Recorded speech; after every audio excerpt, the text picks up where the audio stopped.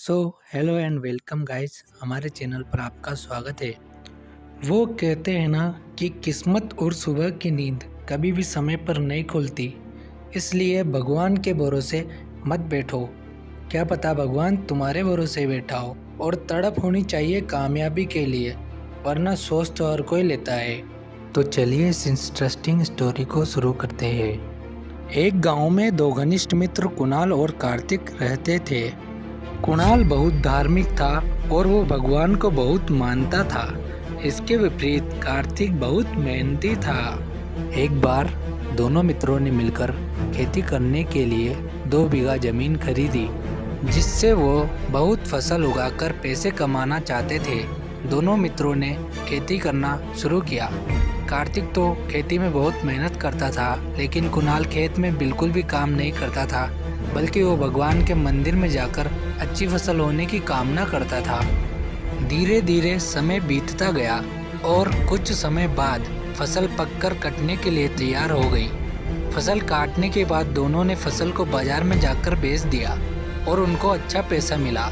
घर आकर कार्तिक ने कुणाल से कहा, मुझे इस धन का ज़्यादा हिस्सा मिलना चाहिए, क्योंकि मैंने खेत में ज़्यादा मेहनत की थी। यह बात सुनकर कुणाल ने कार्तिक से कहा, नहीं, मुझे इस धन का ज़्यादा हिस्सा मिलना चाहिए, क्योंकि मैंने भगवान से फसल अच्छी होने की कामना की थी और तभी इतनी अच्छी फसल हो पाई है। भगवान के बिना कुछ भी संभव नहीं है। जब वह दोनों इस बात का समाधान नहीं निकाल पाए तो उन दोनों ने धन के बंटवारे के लिए पंचायत में जाने का फैसला किया और अगले दिन वो दोनों मुखिया के पास पहुँचे। मुखिया ने दोनों की सारी बात सुनी और उन दोनों को एक एक दाल की बोरी दी, जिसमें कंकड़ मिले हुए थे।